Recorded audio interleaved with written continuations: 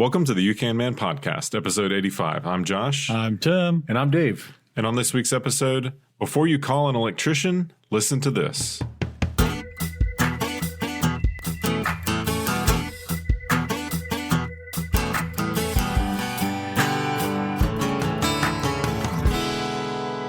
Welcome back to the You Can Man podcast, where we believe what one man can do, you can do as well, with a little help from your friends and the proper know-how.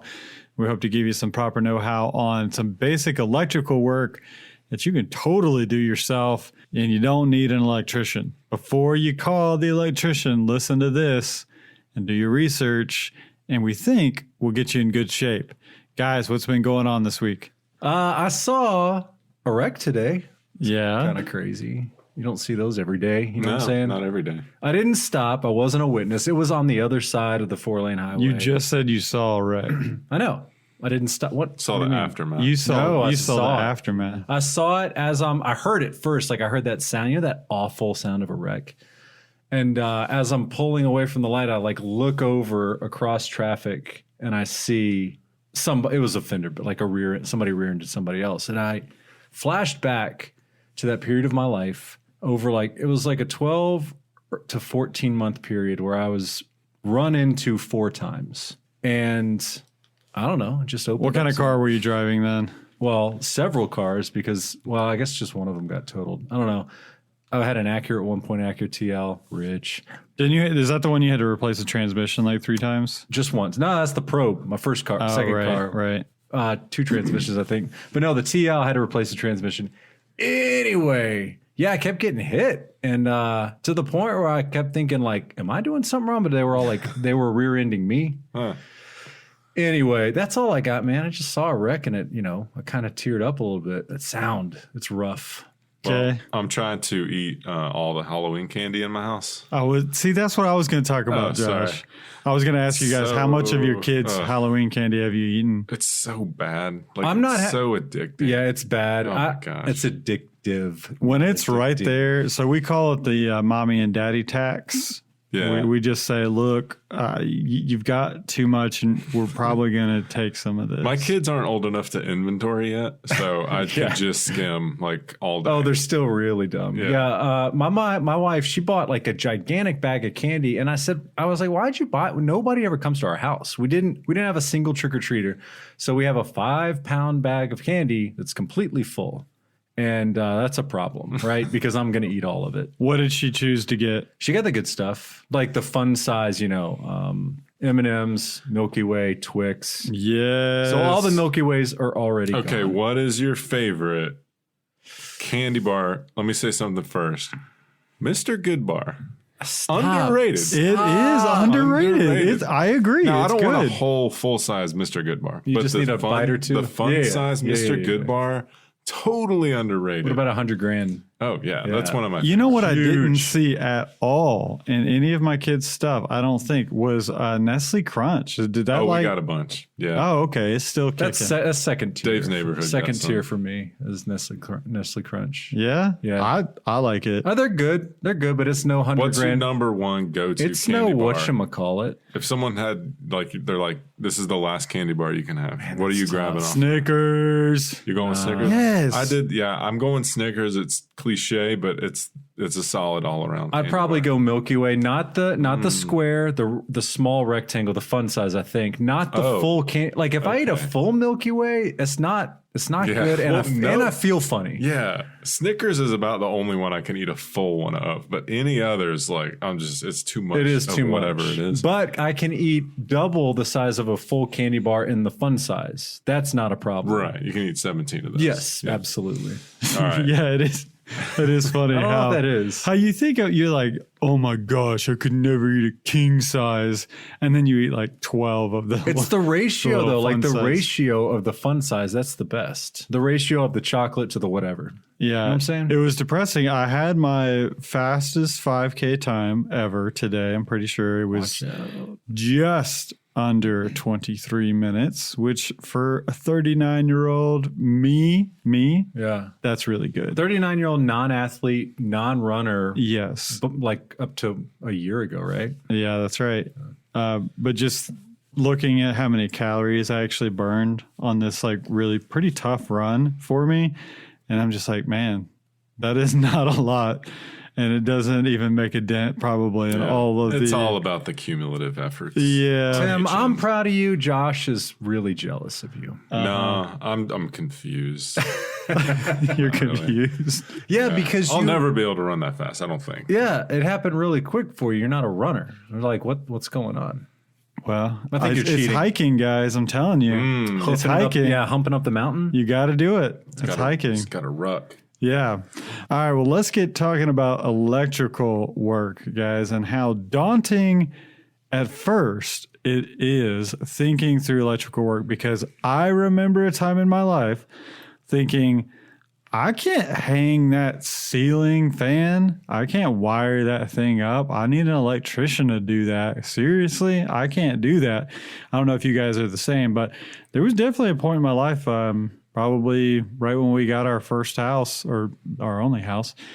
And that's the way I kind of thought. Like you hire an electrician to do that. I mean, gosh, changing out an outlet, I can't do that. I'm going to get shocked. I'm going to get killed.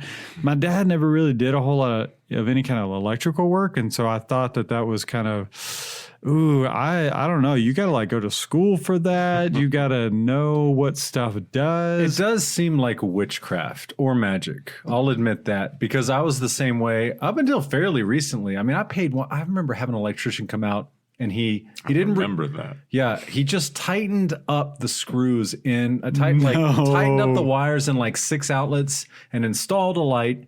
$1,300. What? Yeah, yeah, I got taken advantage of that day. The wrong business. Yeah, that didn't happen again. So that hadn't happened since. It is very, I'll say the simple stuff. Well, and we're going to get into it. It's very manageable and you can do it. Let's start out so that a mafia doesn't come after us. All right. Well, let's stop and tell our listeners what Josh is referencing, because we have a lot of new listeners and maybe they may not have heard this episode. We did an episode on do-it-yourself garage door repair, specifically torsion spring replacement.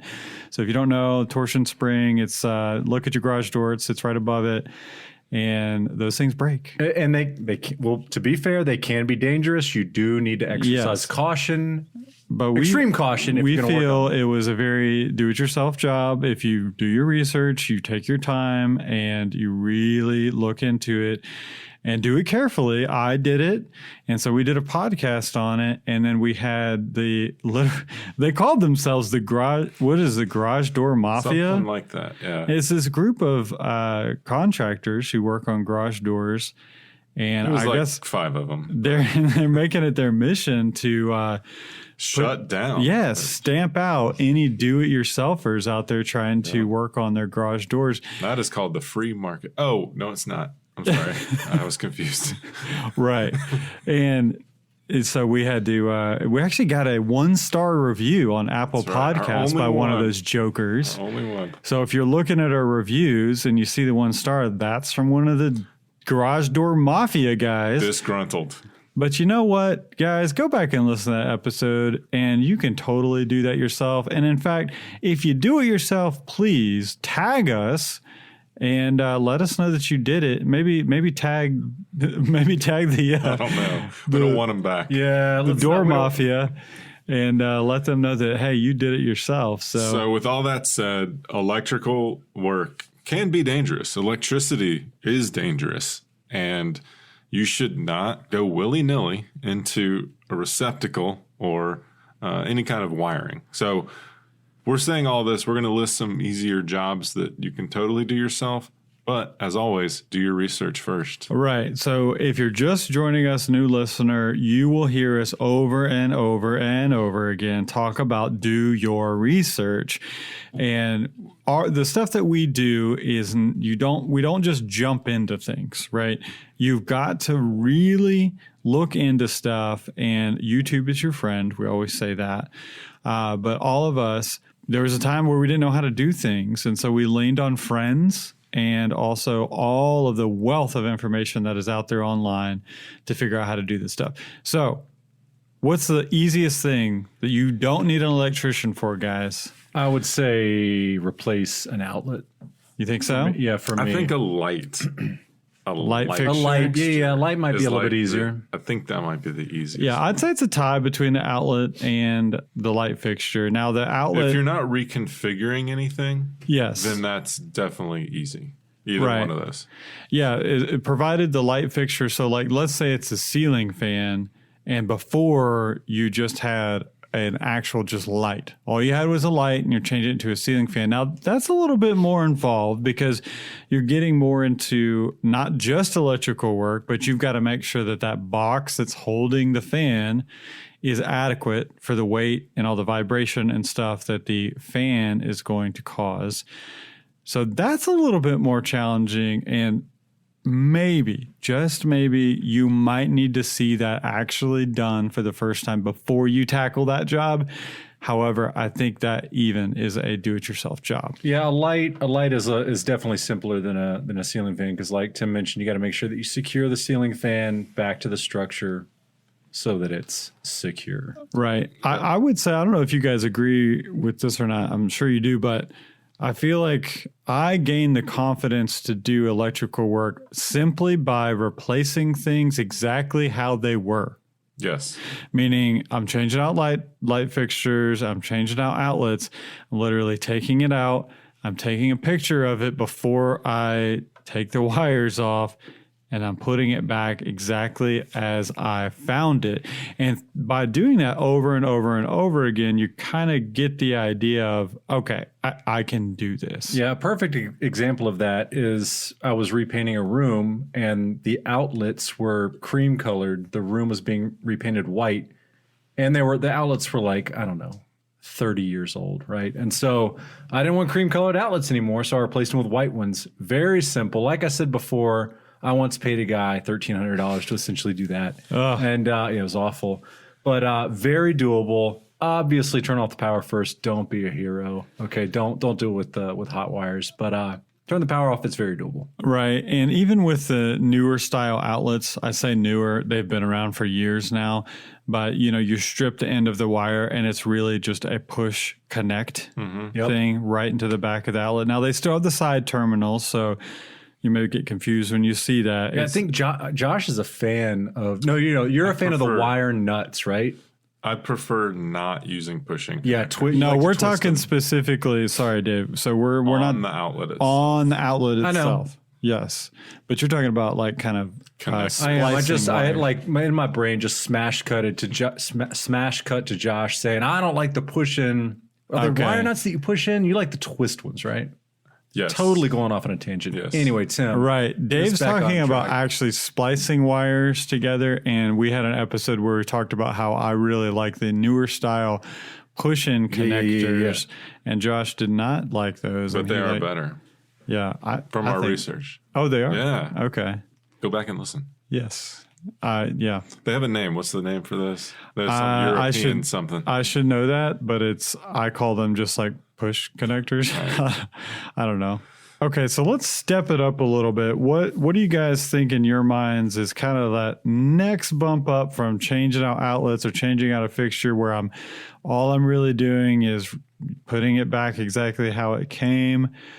In my mind, I'm kind of thinking adding a switch to make like an outlet a switchable outlet. So I've done that before, and that was the first time I had done it. But I just looked at diagrams online and figured it out. Josh, what about you? Yeah, diagrams are awesome online. You can pretty much find any application that you're looking for. So this comes up a lot with three-way switches. So if you have two switches that operate the same light or the same fixtures, that's a three-way switch. You can get into four-way switches, which is even adds another layer of complexity, but they're all doable. So if you are changing or, maybe you're remodeling a room in your basement and you're putting in outlets and you want a switch near one door and a switch near another door to operate the same set of overhead lights, you're going to be into a three-way switch, which is more complicated. But again, the diagrams really lay it out. And in addition to diagrams, watch a video on just base level, here's how current flows video, Right. just regarding electricity, just the most basic like physics type video that you can find on electricity. And that'll kind of open up some doors for you. Yeah, for me, I think the next thing that comes to mind is installing maybe a new light. So not replacing one, but I'm thinking in my mind, I actually have to do this coming up, installing an exterior light. Okay. And so something that's, I would say, accessible. You can get access easily to an existing circuit and you can just tie into that. I would say for me, that's kind of like, level 2 option for you. Right. And along those lines would be, I just recently did this, adding new can lights. Now they have these super slim, very easy can lights that you can install now that don't need some sort of brace or anything. You literally get a hole saw, you cut the hole in the ceiling, and then you can pop these things in there. Now you've got to run the wiring to it, but it's way easier than the traditional can lights. Yeah, and those fixtures actually attach to the drywall. The they drywall. hold themselves in with the drywall. And Right. that's fairly simple. Like in your case, Tim, probably if you have an attic above the space that you're installing them. In my case, like I need them in my living room, or excuse me, in my kitchen, but there's a floor above my kitchen. There's a room above my kitchen. That's a little bit more difficult simply because of the getting access to wiring and running the wiring in there. It's a little bit more difficult than if you're installing it with an attic above. Right. And think through too, fishing wires through too, because that was always something that I thought, like, how in the world am I going to get this wire over to here? Yep. Well, there exists a lot of things out there that you can buy. I mean, you got to, the fish tape and all kinds of stuff. If you have to travel across stud bays within a wall to move an outlet, you're going to do a little bit of you've got surgery on the drywall. Yeah, but there also exists as flexible drill bits. Now, I haven't actually. I'm trying to think. I mean, I've drilled through a lot of stuff with like a longer drill bit. I don't know if I've used the more flexible ones or not. Have you guys used those? I haven't. Okay. But that's a possibility too. I mean, that is something that, it's kind of a trial and error thing, and you do need to have some experience doing that, but it's very doable. Now, running wires, way easier with a friend too. Gotta have a friend. Yeah. I mean, having somebody on the other side or the floor below or something to say, okay, you made it, makes all the difference in the world. Or a small child that's very nimble and can get in a tight space. I'm kidding. I had my daughter do that when I did their loft beds, and I was fishing wire through the wall to get wiring up into, I can't get into all of it, up into the loft bed. And I had her go up there. I said, okay, when you see it, you just grab it, because otherwise you'll overshoot it. And then you're like, where did it go? Well, it's in the wall cavity somewhere. But if you have somebody watching for it, they can grab it and then pull that wire through for you. Yeah, my kid, he likes playing. He likes going down into the crawl space. Like, that's enjoyable for him. I don't really like being in there because it's short and I can't fit. So just send him in there, run the wires down there. Right. Well, let's talk about a couple things that you probably should call an electrician for. So you guys may disagree, but generally speaking, most anything having to do with your panel, I'm going to side on the side of caution and say probably need to hire an electrician. However, there's lots of guys out there be like, absolutely not. You can totally do that yourself. I think my apprehension is because I just haven't really got into that yet. But Josh I think you have, right? Yeah. Yes? Yeah, I've done it. I would say if you've never done electrical work, don't get into your box. So I'm not if doing there's it. your panel, your electrical panel, usually in your garage or laundry room or something, or in your basement, to change out a breaker, for instance, if you have an old breaker that's bad, you have to pull the cover off of it to expose what's really like the main line coming in from the street. And you've got a couple bars there that are hot. at all times, and you really have to be careful when you're working around that. So yeah, I mean, that's where things get really exciting, because an outlet will give you a little excitement, Just a little zing, buzz, right? Yeah. But if you get the wrong spot on that panel, you're going night-night. You're going night-night. So yeah, that's good advice from Tim. I'm not bragging. I've just seen it done a lot. My dad was very confident around electrical work and careful, and so I gained some confidence in that way. But yes, if you're not familiar, don't get into the panel. Yeah, let's talk about a few like key tools that you got to have. Now, I'm going to say you got to have the non-contact tester. Yes.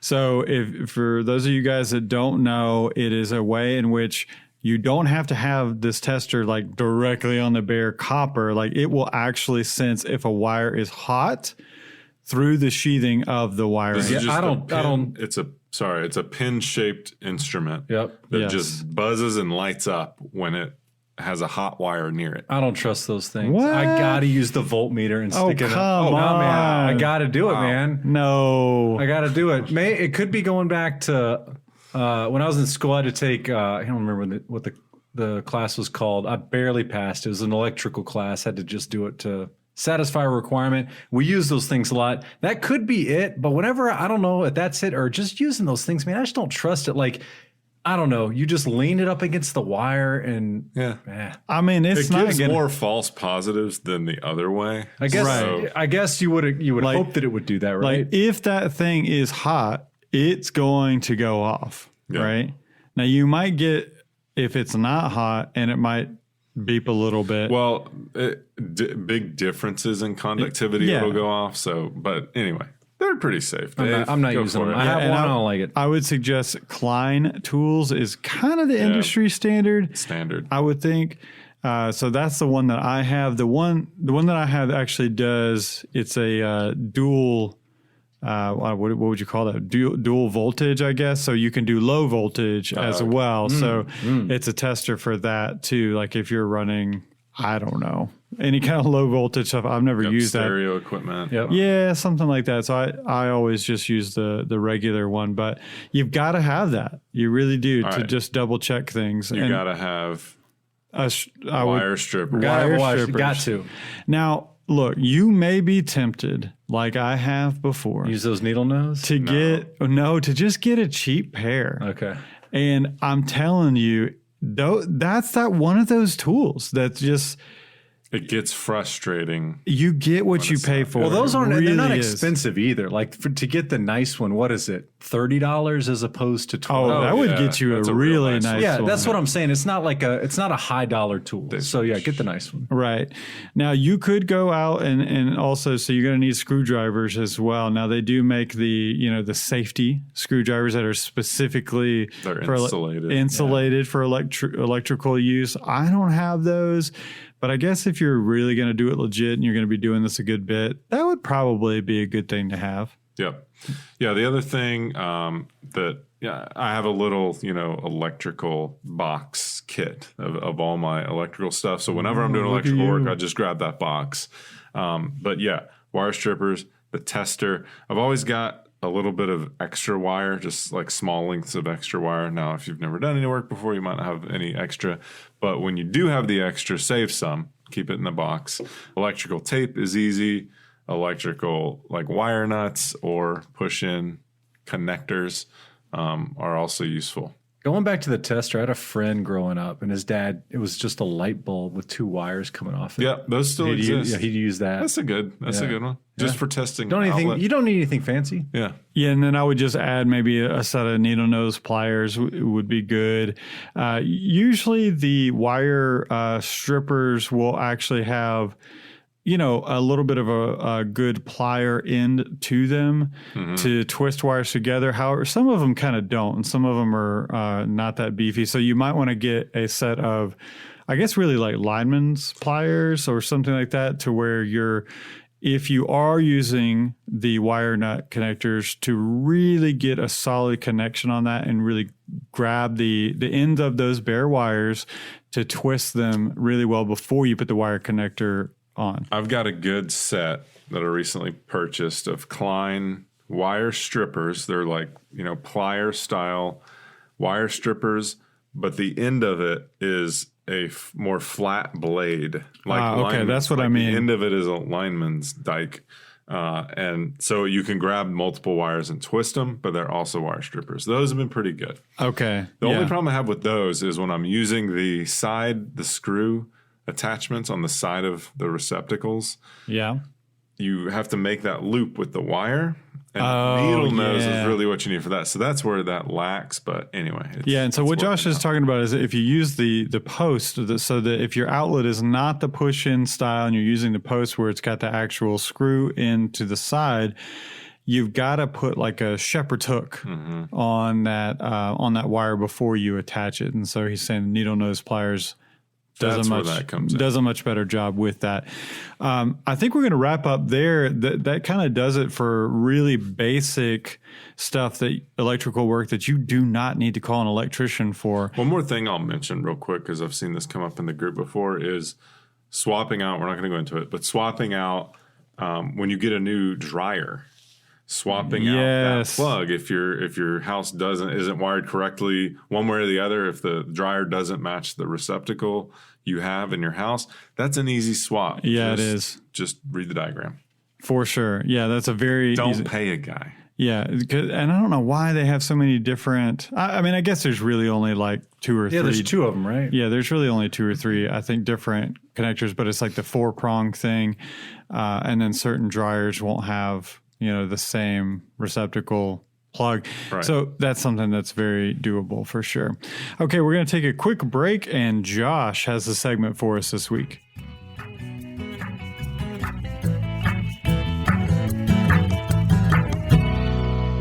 Community, craftsmanship, and adventure. Those 3 words can sum up one of our new show sponsors, Alpine Leather Co. They make handcrafted leather goods right here in the foothills of the North Georgia mountains. Now, you guys who are longtime listeners may have heard us talk about the term handcrafted and how it's just kind of tossed around by a lot of companies and doesn't really mean a whole lot.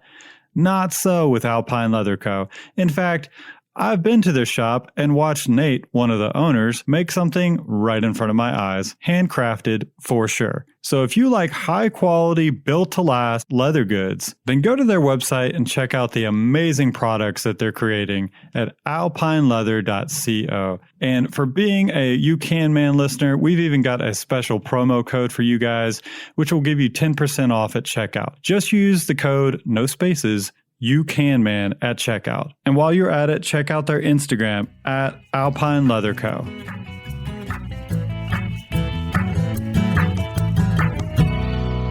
All right, guys, welcome back. Josh has got the segment for us this week. Josh, it's been a minute. What you got for us? All right. Well, we've got the election coming up tomorrow, so this is going to be very political.